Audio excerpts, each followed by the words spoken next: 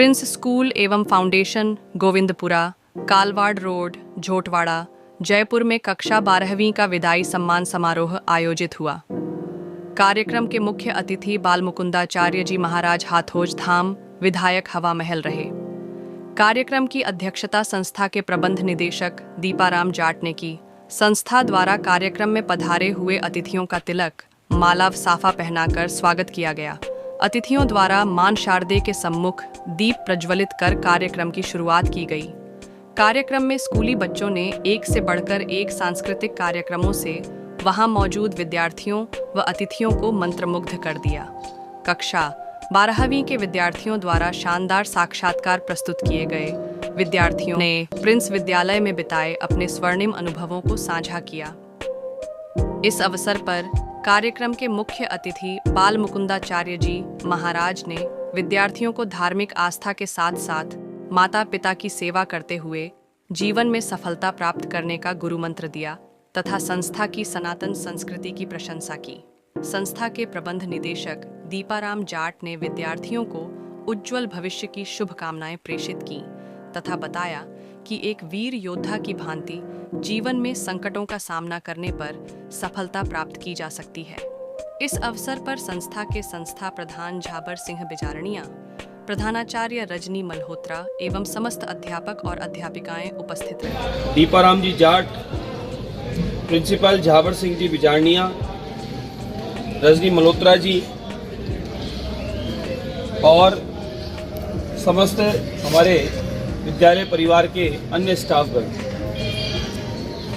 कि आप लोगों ने इतना बढ़िया भव्य आयोजन रखा कि हमारे इस विद्यालय परिवार के बच्चे अब जो आगे की तैयारी में जा रहे हैं, जिन्होंने अपना जीवन का गोल और उद्देश्य तय कर लिया है, उसमें उनको आपका आशीर्वाद प्रसन्नता पूर्वक देकर इनको आगे बढ़ाने के लिए आयोजन रखा। मैं अधिक समय नहीं लूँगा, बहुत सारे कार्यक्रम होने होंगे, बहुत सारे हुए होंगे। बस मैं इतना कहना चाहूँगा, और मैं हर बार ये बात कहा करता हूँ, जीवन के ये 5-7 साल आपके और मेहनत के हैं। अभी तो नींव तैयार हो गई, फाउंडेशन तैयार होगा गुरुजनों से आशीर्वाद से। आपके माता पिता की गाड़ी मेहनत की कमाई, खून पसीना, वो आप पर उन्होंने पूर्णतः खर्च किया है। अपना पेट काटा है, अपनी भूख को रोका है और अपनी खुशियों को दम घोटा है। उसके बाद उन्होंने आपकी खुशी के लिए जो भी कुछ आपने मांग की, आपकी शिक्षा के लिए, आपके खेल कूद के लिए, आपके कोई पहनने के लिए, आपको कोई पार्टी, मेला, उत्सव, सिनेमा, मोबाइल, जो मांग की उसके लिए। बात सही है कि नहीं है? है ना? माँ बाप ने अपने लिए जरूर हल्की चीज पसंद की होगी, लेकिन अपने इच्छाओं को दमन करके उन्होंने आपको कुछ अच्छा दिलाने का प्रयास किया है ना? उन सबका आशीर्वाद, मेहनत और गुरुजनों के हाथ में उन माँ बाप ने अपना आने वाला कल और विश्वास इन गुरुजनों को संभला दिया कि गुरुजी उप टावर थाको थे जानो थारो काम जाने। अब इको भविष्य सुधार वो बयान को पाषाण है जिसमें मूर्तिकार एक मूर्ति गढ़े, उस प्रकार से इस बालक बालिका का भविष्य तैयार करके और हमारा जीवन को सफल करें।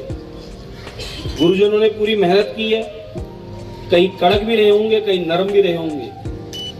रूल्स, रेगुलेशन, नियम, अनुशासन, प्रिंसिपल, इसी के लिए होते प्रिंसिपल साहब। और यहीं से तो हम सीख के जाते हैं कि तो कब उठना है। फिर वो स्कूल ही क्या रहा जहां नियम कायदे नहीं हो। वो बड़ा तो है ही नहीं कि वहां अपनी मर्जी से स्कूलों के, विद्यालयों के अनुशासन, नियम ही तो अपने संपूर्ण जीवन अनुशासित रहने का स्वभाव डालते हैं। समय पर उठना, समय पर आना, समय पर जाना, क्या कैसे खाना है, कैसे पहनना है, कैसे रहना है, वो मैनर्स। उसी के लिए अध्ययन के साथ साथ हम लोग शाला में आते हैं। तो अध्ययन तो घर पे भी कर सकते हैं। तो गुरुजन कभी कड़क रहे होंगे, कभी नरम भी हुए होंगे, लेकिन उस कड़क रहने में गुरुजनों का हित क्या है? इनको आरएस बनना नहीं, गुरुजी को इनको आईएएस बनना नहीं, इनको इंजीनियर बनना नहीं, इनको डॉक्टर बनना नहीं, इनको पुलिस में जाना नहीं, इनको फौज में जाना नहीं, इनको गुरुजी को कोई भी ऐसा पद नहीं चाहिए। लेकिन माँ बाप और ये गुरुजन, दो व्यक्ति आपके जीवन में आपसे हारना चाहते हैं, खुद नहीं बने, आपको बनाना चाहते हैं और खुद को उस आपके भीतर खुद को उस मुकाम पर, उस सफलतम सीट पर देखना चाहते हैं।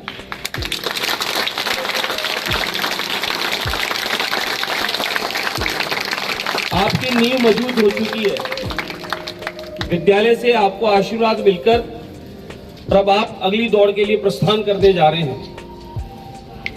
अब आपके 5-7 साल का और मेहनत है। उस 5-7 साल में आप, गुरुजी ने फाउंडेशन तैयार कर दिया, नींव मजबूत कर दी, माँ बाप ने पूर्णतः आशीर्वाद दे रखा है आपको। आप लोगों को बस अपने 5-7 साल मेहनत करके अपने 70 साल को सेव करना है। 70 साल आप मौज कर सको, आपको जीवन में कोई कमी ना रहे, उसके लिए आपको 5-7 साल अपने इस महत्वपूर्ण गोल्डन समय को उपयोग में लेना है। स्कूल से निकल गए तो ये नहीं है कि कोई नकेल निकाल दी आपकी, अब आप चाहे जा सींग मारो। समझ रहे हो ना मेरी भाषा? देसी आदमी आप लोग तो अच्छे पढ़े लिखे लोग। यहां से अनुशासन लेकर, माँ बाप का विश्वास लेकर आप जिस कदम को आगे बढ़ा रहे हो, वो कदम आपके नेक कामों में होना चाहिए। आप डिग्री के साथ अपने जीवन को सफल करने के साथ चरित्रवान भी बने रहना, यह आपकी स्वयं की अच्छी और सच्ची कमाई होगी।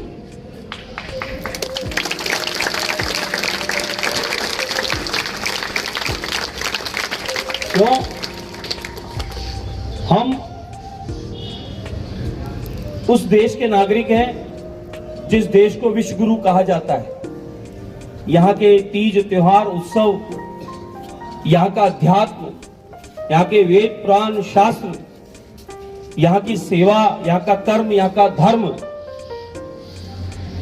और यहाँ का लोगों का स्वभाव और उसका चरित्र, उसकी वजह से इसको विश्व गुरु कहा जाता है। अन्यथा बड़ी बड़ी बिल्डिंगें, बड़े बड़े मॉल, नए जमाने की चीजें पूरी दुनिया में है, ये बात अलग है। भारत का वेद विज्ञान, भारत का गणित, भारत की भाषा संस्कृत, उसके माध्यम से ही सब निकले हुए हैं। आपको ध्यान होगा, हमारा नालंदा पुस्तकालय आपको याद होगा, आतंकवादियों ने, विधर्मियों ने आते पहले उसको क्यों ध्वस्त किया? शिक्षा प्रणाली सबसे पुरानी इस भारत की है। हमारे ऋषि महामुनि गुरुकुल चलाते थे, आपको पता ही है ना, गुरुकुल चलाते थे, वहां अध्ययन भी कराते थे, वेद पुराण उपनिषद सब पढ़ाते थे। आज जो रिसर्च चल रहे हैं वो रिसर्च सब पहले कर चुके हैं। यहाँ की अध्ययन की व्यवस्था सबसे पुरानी है। आजकल कई लोग ये बोल के आते हैं विदेश गया पढ़ने, तो मुझे मन में हंसी आती है। वो अनपढ़ लोग पढ़ाएंगे अब आपको? पूरी दुनिया यहाँ से पढ़ के गई है, इतिहास गवाह है। हमारा भारतवर्ष इसीलिए तो विश्वगुरु कहते हैं। हमारी टेक्नोलॉजी पूरी दुनिया में विख्यात है, वो नए रूप में चेंज होके आ रही है। इसलिए मैं इतना ही कहना चाहूंगा कि आप लोग, दो व्यक्ति आपने अपने जीवन में आपसे हारते हुए देखे, आगे भी देखोगे, बाकी पूरी दुनिया आपको हराना चाहेगी। आपके बाजू वाला भी आपको हराना चाहता है, अड़ोस पड़ोस भी चाहता है, जिस क्षेत्र में जाओगे वो यही चाहता है कि आप टंगड़ी मार दो, पीछे हो जाए। लेकिन दो व्यक्ति है वो आपको जीतना देखना चाहते हैं। क्या गुरुजी इतनी मेहनत करके खुद आरएस आईएएस नहीं बन सकते थे, खुद आईपीएस नहीं बन सकते थे? ये गुरु लोग कोई नहीं क्या बन सकते, ये सब बन सकते हैं जब आपको बना सकते हैं। लेकिन इनका जीवन का उद्देश्य और ध्येय एक ही रहता है कि मेरे विद्यालय के पढ़े हुए बच्चे ज्यादा से ज्यादा उच्च पदों पे जावें, ताकि मेरे विद्यालय का, मेरा नाम आगे बढ़े।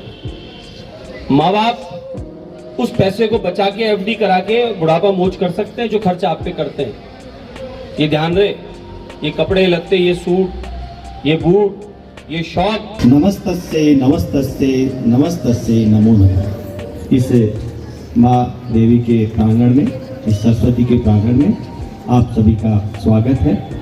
आपको बहुत बहुत साधुवाद, धन्यवाद। मैं सबसे पहले एक बार मेरे गुरु को याद कर लेता हूँ।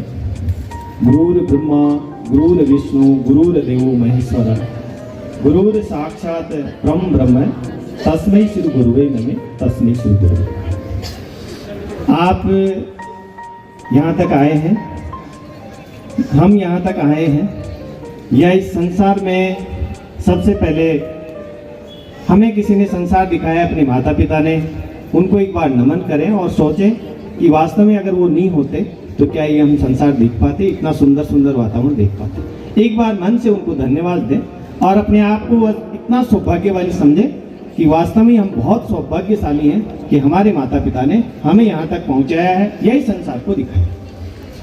दूसरा नमन हम अपने गुरुजन। अगर गुरुजन नहीं होंगे, चाहे वो किसी भी रूप में हो, माता पिता के रूप में हो, शिक्षक के रूप में हो, या आपके साथी बड़ों के रूप में हो, उनके मार्गदर्शन से हम यहाँ तक पहुँच पाएँ, संस्कारों के साथ यहाँ तक आ पाएँ। एक बार उनको प्रणाम करें, धन्यवाद दें कि आपके जीवन में ऐसे गुरुजन मिले हैं, चाहे वो किसी भी रूप में। हम उनके आभारी रहें, ये हमारे मन में भाव होने। तो एक बार मन से आप बोलिए उनके लिए धन्यवाद, अपने माता पिता और गुरुजन के। एक बार बोलिए धन्यवाद, मन से एक बार बोलिए और अपने आप को महसूस कीजिए कि हाँ, वास्तव में एक सुकून का जीवन हम जी रहे हैं, एक बहुत अच्छी जिंदगी हम जी रहे हैं। उनका परिणाम है माता पिता और गुरु। और उनको जीवन में कभी भूले नहीं।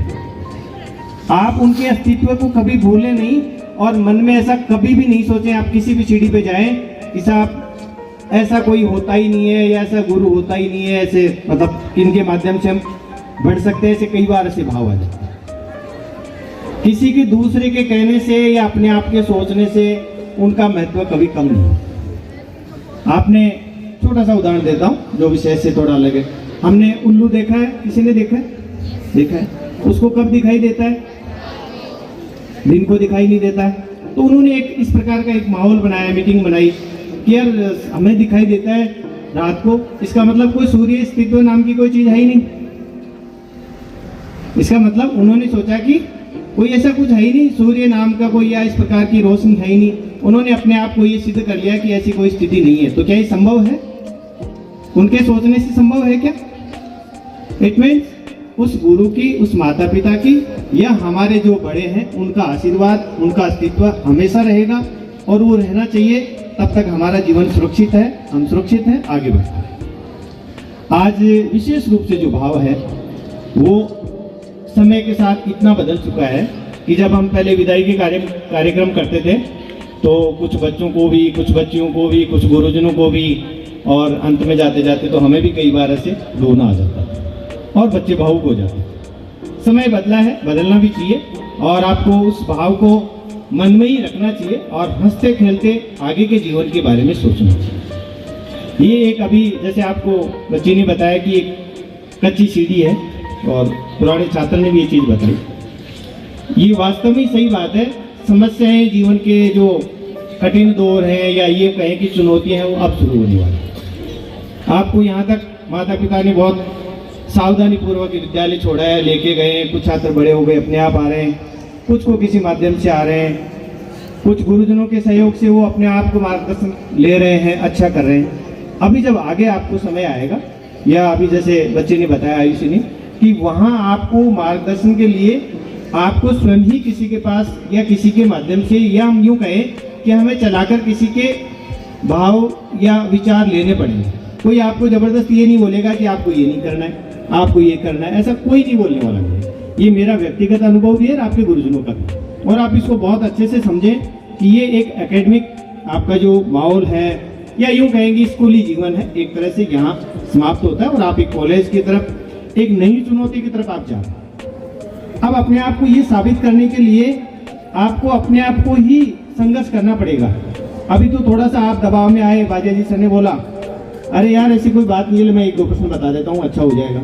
कभी घर वालों ने बोला बेटा कोई चिंता की बात नहीं है, तो बायोलॉजी पढ़ रहा है, मैथ्स पढ़ रहा है, नंबर कम आ रहे, कोई बात नहीं है, आगे आ जाए। कभी हमने बोल दिया नहीं कोई बात नहीं है, यहाँ से भी कुछ या फिर जी बच्चा थोड़ा कमजोर है, शतरंज ठीक भेजना, पता नहीं आगे कहाँ जीवन में कोई काम। लेकिन जब आप आगे जाएंगे वहाँ ऐसा कहीं कुछ नहीं मिलेगा। आपको अपने आप को उस कंपटीशन में, उस प्रतिस्पर्धा में खुद को साबित करना पड़ेगा कि हाँ वास्तव में मैं किसी योग्य हूँ। पहले एक ज़माना होता था हम पुश्तैनी काम करते थे, बहुत सारे लोग हैं जो पेरेंट्स से करते। आज कुछ भी नहीं है, किसी के पास कोई काम नहीं है। हमने खेती छोड़ दी, किसी ने बढ़ई का काम छोड़ दिया, किसी ने कुम्हार का काम छोड़ दिया, किसी ने कोई काम छोड़ दिया। अब सिर्फ एक ही माध्यम जीवन यापन का है और वो है शिक्षा। और उस शिक्षा के बिना आदमी इस संसारिक जीवन में अपना जीवन यापन नहीं कर सकता। और ये चुनौतियां हर किसी के सामने हैं। और चुनौतियां अगर स्वीकार किसी ने की है, निश्चित रूप से समय भगवान भी उसका साथ देता है और वो सफल होता है। आप बहुत अच्छे चेहरे खिले हुए हैं, रंग बिरंगे कपड़े और बहुत एक अच्छा माहौल है। हम भी मानते हैं कि आप खुशी खुशी आगे जीवन में आगे बढ़ें। और एक आपका जो एकेडमिक सेशन रहा है, जब भी आपको विद्यालय कभी याद आए, आपको यहाँ से कोई काम हो, आप कभी भी आएंगे, विद्यालय हमेशा आपके लिए तैयार रहेगा। ये बातें तो चलती रहेंगी, लेकिन आप जीवन में आगे जाएं तो सबसे पहले ये देखें कि हम किस उद्देश्य को लेकर आगे चलें। अभी बोला फाउंडेशन नहीं है, लेकिन आपकी फाउंडेशन ये है कि हमें कुछ तो करना है। और कुछ करने का मतलब अपने पैरों पे खड़े होने के लिए आपको कठिन मेहनत करनी है। सफलता का कोई शॉर्टकट नहीं है। आप रील्स देखें, आप कुछ और देखें कि हाँ उसने ऐसे कर लिया, ऐसे सफल हो गए, कुछ है ही नहीं जीवन में। अभी क्रिकेट का मैच चल रहा है, बच्चों का ध्यान उधर जा रहा है, हमें कुछ नहीं मिलने वाला। हमें ठीक है, हम रुचि रखते हैं, हार जीत का परिणाम देखें, अच्छी बात है, लेकिन उसके लिए अगर आपने 4 घंटे खराब कर दिया, आपको क्या मिला? मैं जो बार बार एक उदाहरण देता हूँ, आपने देखा होगा अभी, और मीडिया में भी बहुत चलता है कि मैंने प्रेयर में भी कई बार बोला है कि आप इन चीज़ों से इंस्पायर्ड नहीं हो जो उपयोगी नहीं है। आप फिल्म देखते हैं साहब, अभी हमने एक घटनाक्रम देखा वहाँ मुंबई में, सैफ अली खान का, सुना होगा आपने। एक रात को एक व्यक्ति आया और उसने चाकू लगा दिया, ऐसे कर दिया। अरे फिल्मों में देखते हैं वो 50-50-60 को एक हाथ से ही कर रहा है, ऐसे कहाँ गए वो? इसका मतलब ये क्या है? ये क्या है? ये सिर्फ रील है, रियल लाइफ नहीं है। रियल लाइफ तो वही है जो आप अपने जीवन में कुछ करते हो, मेहनत के माध्यम से बढ़ते हो। और आपको अभी हम ये चाहते हैं कि आप बहुत अच्छे से आगे बढ़ें। आपको अभी पेरेंट्स भी सपोर्ट कर रहे हैं, आने वाला समय भी आपको सपोर्ट करें। और जहाँ भी आपके जो आगे किसी इंस्टीट्यूट में जाते हैं, कॉलेज में जाते हैं, वो गुरुजन भी अगर आप उनको नम्रता के साथ, जैसे बच्चे ने बताया कि अब जब उनको प्रणाम करते हैं, नमस्कार करते हैं, तो निश्चित रूप से उनकी एक डोर जो आपको खींचेगी और आपकी जो एक नम्रता का भाव है उनको खींचेगा। आप 100 व्यक्तियों में गए, बहुत अच्छे अच्छे लोग हैं, सब जा रहे हैं आ रहे हैं, अगर आपने किसी को प्रणाम किया, पैर छुए, निश्चित रूप से सब लोगों का ध्यान उधर जाएगा, यार ये बालक या ये छात्र या ये आदमी ठीक है, हाँ भाई आप कहाँ से आए हो, किसके मिलने वाले हो, क्या हो। ये भाव आपको जीवन में आगे बढ़ाएगा। और अगर ऐसा ही कुछ आपको वो जीवन में कहीं व्यक्ति मिल गया, सबसे पहले आपको साथ देगा, आपको सपोर्ट करेगा, यार ये बच्चा ठीक है। यार किसी के साथ पेश होते हैं कई बार, अब तो काम कम पड़ गए, जब ऑफिशियली हम जाते थे, चाहे एजुकेशन के उसी में जाएं, अगर किसी को हाथ जोड़ के प्रणाम कर लिए जाते और फिर हम बैठ गए 1 घंटे के लिए, उसके मन में भाव आएगा, यार कितना बढ़िया आदमी है, प्रणाम भी किया, यार अभी कोई होल्ला नहीं है कोई, तो बुला के बात करेगा, बताएगा हाँ जी आपका क्या काम। और आप ऐसे जाएंगे और उस पर थोड़ा सा भाव चढ़ेंगे तो आपको लगेगा कि उनको भी लगेगा, यार ठीक है पढ़ने दे, मेरे आज तो मेरे पास टाइम नहीं है, कल आना, वो मेरा काम नहीं है, वो सीट पे नहीं है।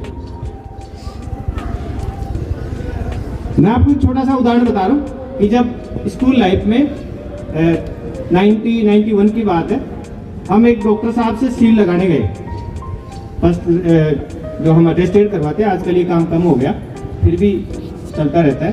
तो उनको गुस्सा आ रहा था, डॉक्टर साहब बैठे, अरे बोले यार मेरा काम, मेरे को टाइम नहीं है अभी।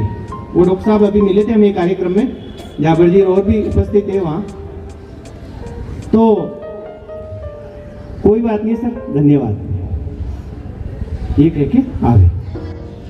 डॉक्टर साहब ने दोबारा बुलाया वापस, अरे यार आना तो आना, वापस आना, बता कहाँ से आया, किसका बच्चा है, क्या है बता, ये ले। मतलब आप ये देखो कि कितना जो काम किस अब उस हार्डवेयर से नहीं हो सकता, वो एक नम्रता से काम हो गया। तो हमें अपने जीवन में ठीक है, वो कैसा भी मिला उसको आप धन्यवाद देंगे, अपने मन से भाव व्यक्त करेंगे, निश्चित रूप से आपके प्रति वो उसका पॉजिटिविटी के साथ मिलेगा, आप सकारात्मक रूप से आगे बढ़ेंगे। और वो भी इस चीज को देखते हैं कि वास्तव में इसके संस्कार कैसे हैं। और मैं आपको वही बात जो भाईजे जी बता रहे हैं, बच्चे बता रहे हैं, चाहे वो डर के मारे बता रहे हैं या कोई भी भाव होगा, लेकिन जब आप आगे जाएंगे तो आपको ये तो पक्का ध्यान रहेगा कि वास्तव में हमारे संस्कार, हमारी संस्कृति और हमारा अनुशासन जो है हमें निश्चित रूप से कहीं इस प्रकार से अन्यथा नहीं लेके जाएगा। आप सक्सेस होंगे पढ़ाई के माध्यम से, वो एक अलग विषय है, लेकिन आप कहीं किसी के सामने झुकेंगे नहीं, ठोकरें नहीं खाएंगे, ये हमारा एक विश्वास है। और उसी विश्वास के साथ हम आगे बढ़ते रहते हैं। आप जैसे छात्र आते रहते हैं, चलते रहते हैं, उनसे हम सीखते रहते हैं, ऊर्जा मिलती रहती है और हमारा भी जीवन एक अच्छे से चलता है। और ये ऊर्जा आपके जीवन में हमेशा बनी रहे, आप मुस्कुराते रहें, ये हम हमेशा ही सोचते रहते हैं। नंबर कम ज़्यादा एक अलग संख्या है, उसके लिए तो आपको अपना डेडिकेशन देना ही है। और कुछ चीज़ें ऐसी है जिसमें आपको बहुत अच्छे से इन चीज़ों को फेस करना है कि अगर मान लो आपकी कहीं गलती से आपके 5 नंबर 10 नंबर 1% 2% करते हैं तो आपके लिए कई बार हमेशा सोचने के लिए आप मजबूर होंगे। अगर हम बात करें पिछले 4-5 साल की, तो इंस्पायर अवार्ड की या बोर्ड से जो छात्रवृत्ति मिलती है उसमें 1% साइंस के छात्रों को जो बोर्ड देता है, पिछली बार भी कई छात्रों का नामांकन रहा, पहले भी रहा है, वो सोचते हैं कि सर मेरे 1 नंबर कम रह गया। अगर 5 साल तक उनको 80,000 पर ईयर मिलते हैं तो वो सोचता है कि यार मैंने कहीं ना कहीं लापरवाही की है, मेरा कहीं ना कहीं खुद की कमी रही है, नहीं तो मेरे 1-2% आ सकते थे, मैं भी उस कंपटीशन में या उस भाग ले सकता था, या मेरे को भी उसमें अच्छा मिल सकता। बड़ी बड़ी राशि होती है 4 लाख रुपए अगर किसी बच्चे को मिलते हैं। तो मेरा कहने का मतलब ये कि आप अपनी गलतियों को नहीं दोहराएं, अपना काम आप 100% करें। और आने वाले समय में किसी इस प्रकार की जब आपको कहीं समस्या आए तो आप अपने आप को धैर्यवान रखें, जैसा कि आपको बताया, धैर्य के साथ आप मुकाबला करें, सामना करें कि हमें निश्चित रूप से विश्वास है कि हम इसको जीत जाएंगे, हम इस समस्या को हरा देंगे। और हमारे जीवन में इस प्रकार की कोई समस्या है तो हम निश्चित रूप से जीत सकते हैं। आपने बहुत सारे उदाहरण देखे हैं, सुने हैं किसी अच्छे, अगर आप जो हमारे मोटिवेटर हैं, चाहे स्वामी विवेकानंद जी का रहा हो, बहुत सारे हैं, अगर जब आप उनका साहित्य इतिहास या उनकी जीवनी पढ़ेंगे तो आपको लगेगा कि वास्तव में ऐसी कोई चीज़ है ही नहीं जिसको हम हासिल नहीं कर सकते। बशर्ते कि हमारी लगन, हमारी मेहनत और हमारे काम का एक डेडिकेशन होना चाहिए कि बस ये मेरे को करना है। और इस प्रकार के भाव आप में हैं, आप बहुत अच्छे टैलेंटेड छात्र हैं, बहुत प्रतिभाएं हैं आप में हर क्षेत्र में प्रतिभा है। आपको चाहे डांस के लिए बोलें, अभी जब बाजे जी सर ये एक तरह सा इंटरव्यू कर रहे थे, मेरे को खुद को ऐसा लग रहा था कि वास्तव में छात्रों में कितनी प्रतिभा है। हमें बोलते हुए एजिटेशन देते हैं और हम बार बार छात्रों को यही कहते हैं जब भी मौका मिले आप आके खड़े हो जाओ। मैं ये नहीं कह रहा आप बोलना है, बोलने का मौका मिल रहा है, ऐसा कहीं नहीं सोचना है। अगर आपको यहाँ स्टेज पे आने का मौका मिल रहा है स्टेज पे, तो आप तो पीछे खड़े होकर भी अगर चले गए ना, ये भी आपके लिए सफलता है।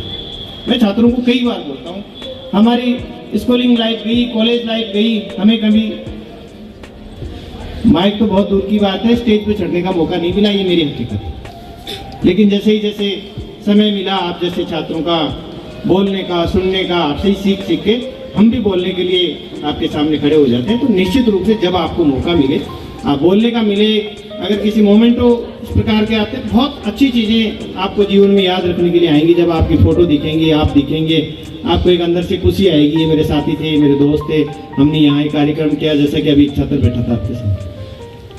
और रही बात डांटने पीटने की, धमकाने की, ऐसा कुछ भी भाव मन में लेके नहीं जाएं। हमारा काम समझाना होता है। कई बार दूसरे छात्रों की वजह से वैसे भाव या किसी छात्र को अनावश्यक डांट पड़ जाती है, तो उसको आप किसी प्रकार से बोझ नहीं लें। आपके गुरुजन आपके भले के लिए बात करते हैं, चाहे कोई भी सर हो, मैम हो, सब अपने आप से ये देखते हैं कि कहीं जानबूझ के कोई गलती नहीं हो। और अभी या तो बाजिया जी ने उन छांट के उन बच्चों को ही बुलाया कि जिस बच्चे को बोला कि आपको डांट पड़ी, नहीं पड़ी, आपको डांट पड़ी, नहीं पड़ी, तो फिर ये चीज़ क्यों है कि डांट पड़ती है? इसका मतलब अगर गलती करता है छात्र, निश्चित रूप से हम समझाते हैं, डांटते हैं, तो उसको अन्यथा नहीं लेके जाए। 12वीं क्लास के छात्र हैं और बहुत अच्छी, मैं समझता हूँ उन्होंने तैयारी कर रखी है। अब जो विशेष बात है वो ये है कि आपने साल भर अच्छी तैयारी की है। हम बात करें कि अगर 11th 12th के बच्चे हैं तो 11th में भी वही पढ़ाए जो 12th के लेवल में है। अब आप उसको कितना अच्छे से प्रस्तुत कर पाते हैं। वो कहते हैं ना, अंतिम रेस का घोड़ा ही विजय होता है। आपने पहले क्या किया, क्या नंबर लिए नहीं लिए, क्या पढ़े नहीं पढ़े, उनसे कोई फर्क नहीं पड़ा। अभी आपको ये देखना है कि ये जो समय है अभी आपके पास इतना महत्वपूर्ण है कि आप इसमें छुट्टियां भी हैं हर पेपर में। आप मन लगा के अच्छे से अगर उसको डेडिकेशन के साथ पूरे प्रश्न को अटेम्प्ट कर रहे हैं और अपना ध्यान 100% वहीं रख रहे हैं इस समय में जो समय बचा है, निश्चित रूप से ये हमारा विश्वास है कि आपकी जो नेचुरल परसेंटेज आने वाली है उससे 5 से 10% हर बच्चे की बढ़ेगी। आप जो भी आपके पास प्रश्न पत्र आ रहा है उसको आप क्रम से करने का प्रयास करें। हर प्रश्न को लिखें, लिखने का मतलब हर प्रश्न का नंबर डालें। कोई प्रश्न की आजकल सबको पता रहता है, साल भर पढ़ रहे हैं, उसकी शब्द सीमा क्या है, उसके लिए कितना गैप है, कोई इस प्रकार का प्रश्न है नहीं समझ में आ रहा है, आप उसमें नंबर डाल के छोड़ देंगे और क्रम से चलेंगे। जब आप कॉपी को दोबारा से चेक करेंगे आपको पता चलेगा फला नंबर के प्रश्न को अपन ने छोड़ा था और इसमें हमें कुछ लिखना है। बोर्ड का पैटर्न अभी तक और विशेष रूप से राजस्थान बोर्ड का पैटर्न अभी तक रिटर्न है। आप जितना अच्छा लिख पाएंगे आपके मार्क्स उतने ही अच्छे हैं। आप जितना व्यवस्थित सुंदर तरीके से लिख पाएंगे उतना ही आपके अंक अच्छे हैं। वहाँ कोई आपका चेहरा नहीं दिख रहा है, ना मेरा दिख रहा है, ना किसी और का दिख रहा है। कॉपी बोलती है, वो जिसके पास जाती है किसी को पता नहीं किसके पास। और इन चीजों में बिल्कुल आप अपने आप को परफेक्शन के साथ बैठे कि हाँ जो मैं आ रहा है मेरे को पूरा आ रहा है और मैं करूंगा उसको बिल्कुल सही करूंगा, किसी दूसरे पे आश्रित नहीं हो। सबसे ज्यादा बड़ी गलती क्या करते हैं, हाँ ये होशियार बच्चा है, उसके माध्यम से हम अपने 4 प्रश्नों को गलत करते हैं। नहीं करना है आपको, ये सब अलग चीजें हैं। आप अपने तैयारी के साथ जा रहे हैं, अभी भी आपके पास समय है, हर पेपर में छुट्टियां हैं, बहुत अच्छा टाइम टेबल है। और अगर आप समय के साथ वहां